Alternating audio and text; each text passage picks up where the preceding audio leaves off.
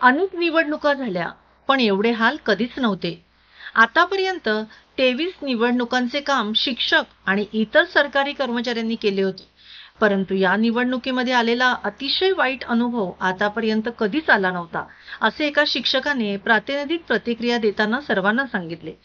मतदान केंद्रावर पंखे नाहीत, पिण्याला पाणी नाही. एवढंच नाही तर तिथे एवढी घाण होती की ती घाण सुद्धा साफ करण्यासाठी कोणाचीही नेमणूक केलेली नव्हती.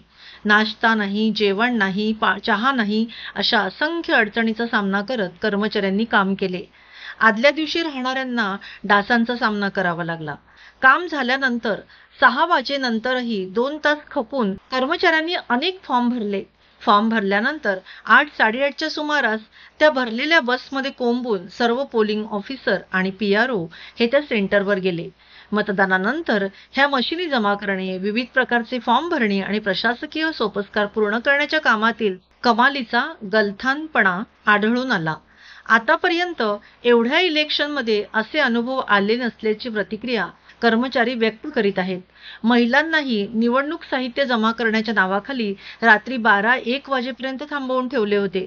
विरार, वसई, कल्याण, डोंबिवली अशा लांब राहणाऱ्या महिलांना याचा प्रचंड त्रास झाला, अशी तक्रार त्यांनी अनेक संस्थांकडे केलेली असल्याचे दिसून येते.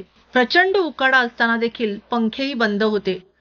कुर्ला येथे आणि मालाड या ठिकाणी कर्मचाऱ्यांना चक्कर सुद्धा आली. त्यांना रुग्णालयात न्यावे लागले, तरी सुद्धा त्यांच्याबद्दल कुठल्याही प्रकारची सहानुभूती दाखवण्यात आली नाही.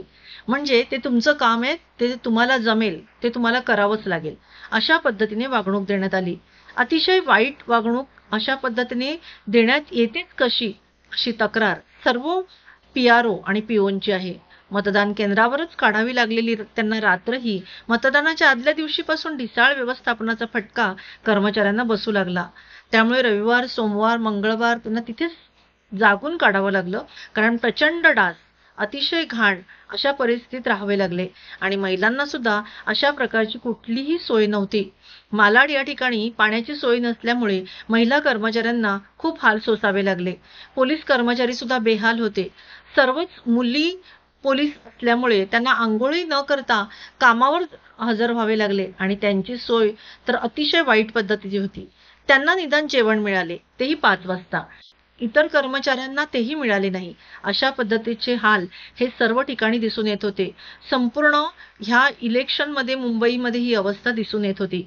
नाश्ता काही ठिकाणी जेवणही आले, पण कोणी भलतेच घेऊन गेले. कधी कधी पोलिंग एजंटना नाश्ता मागवला होता, चहा मागवला होता, जेवणही मागवले होते आणि पण आपल्या सूचनांमध्ये दिले गेले असल्यामुळे कर्मचारी एवढे प्रामाणिक त्यांनी कोणत्याही पोलिंग एजंटकडून काहीही घेतले नाही. काही ठिकाणी तर शिपाई होते, त्यांनी काम करण्यास नकार दिला आणि हातात झाडू घेण्याचे काम कर्मचाऱ्यांनी आणि PROंनी आणि पोलिंग ऑफिसरनी केल्याचे दिसून आले. मात्र यामध्ये एक हिरो म्हणावे असे एक नेतृत्व होते आणि ते म्हणजे मालाड कला विद्या मंदिरचे एक झेडो श्री रणजित पाटील. असे बरेच असतील, पण आमच्या हाती आलेल्या सूत्रानुसार श्री रणजित पाटील यांनी मात्र आपले PRO आणि आपले पोलिंग ऑफिसर यांची संपूर्णपणे काळजी या परिस्थितीत घेतली. त्यांनी स्वतःच्या खिशात हात घातला आणि या कर्मचाऱ्यांना वेळच्या वेळी नाश्ता आणि चहा पुरवला. जेवण मात्र त्यांच्या हातामध्ये शक्य नसल्यामुळे ते जेवण देऊ शकले नाहीत, कारण त्यांना वेळोवेळी अशा प्रकारचे मेसेज येत होते की आत्ता जेवण येतंय आणि त्यांना त्यामुळे ते जेवण देऊ शकले नाही. पण 2 ते 3 वेळा त्यांनी नाश्ता पुरवला, चहा दिला, ज्यूस दिले, अशा प्रकारची सोय सर्वांसाठी केली. त्याचप्रमाणे आपल्या PROंना सतत येऊन भेटून त्यांनी सर्वांना सर्व प्रकारे मदत केली.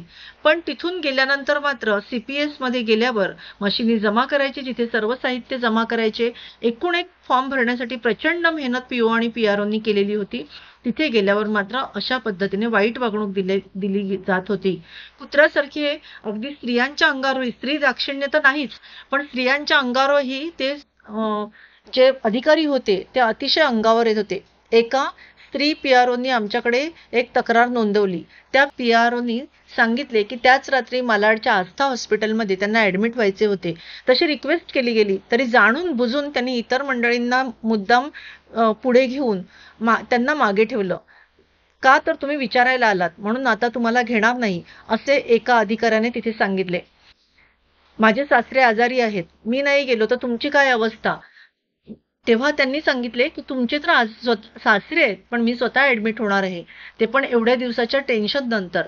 तरी त्यांनी उलट उत्तरे दिली आणि जेव्हा त्यांच्यावर थोडा दबाव आणला गेला, तेव्हा मात्र त्यांनी ते स्वीकारलं. अशा पद्धतीचे हाल दिसून आले. त्याचप्रमाणे इतर दुसऱ्या पी-आर-ओच्या एका फॉर्ममध्ये काहीतरी कमी असल्यामुळे त्यांच्याही अंगावर तशीच येऊन त्यांनी वाईट भाषा अवलंबली. अगदी कचरा सफाई कामगारापासून सर्व प्रकारचे हाल शोषून 2-3 दिवसच नव्हे तर संपूर्ण महिना शिक्षकांना ती सुट्टी आपली घालवावी लागली. अशा अवस्थेमध्ये काम करून देखील अशा पद्धतीची वाईट वागणूक मिळालेली आहे. इथे आणखी 2 सेडोचा उल्लेख करावा लागेल. एक नीरव मालाड येथील कला विद्या मंदिर येथील नीरव सर आणि श्री दीपक शर्मा सर यांनी मात्र सर्वांना खूप मदत केली. त्यांनी सर्व मंडळींना आदल्या दिवशी, ज्या दिवशी ट्रेनिंग असतं त्या दिवशी सुद्धा कुठल्याही प्रकारचा चहा नाश्ता किंवा काही मिळालेलं नसताना त्यांना सकाळी 7 वाजता बोलवलं होतं. संध्याकाळी 7 वाजेपर्यंत सर्व पी-ओ आणि पी-आर-ओ तिथेच होते आणि अतिशय तिथेही वाईट वागणूक मिळालेली होती. कुठल्याही प्रकारची सोय नव्हती आणि असं असतानाही सर्व काम करत होते. या ठिकाणी मात्र दीपक शर्मा आणि नीरव सर यांनी दोघांनी मात्र खूप समजावून हे ट्रेनिंग दिलेलं होतं. मशिनींचं पण ट्रेनिंग त्यांनी समजावून दिलं आणि खूप पी-आर-ओ आणि पी-आर-ओंची जे इतर कर्मचारी होते पी-ओ त्यांना खूप मदत केली.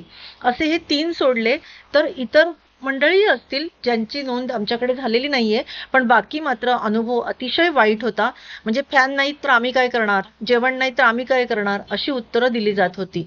आणि आता त्यांचा सर्वांचं मत असं आहे, की जर गव्हर्नमेंटने, सरकारने किंवा निवडणूक आयोगाने अशाच प्रकारची वागणूक दिली तर मात्र पोलिंग एजंटकडून आपल्याला सेवा घ्यावी लागेल आणि नियमांचं उल्लंघन होऊ लागेल त्यामुळे. तर ह्याकडे आता तरी निदान निवडणूक आयोग आणि सरकार लक्ष देईल काय? असा प्रश्न सर्व कर्मचाऱ्यांना पडला आहे.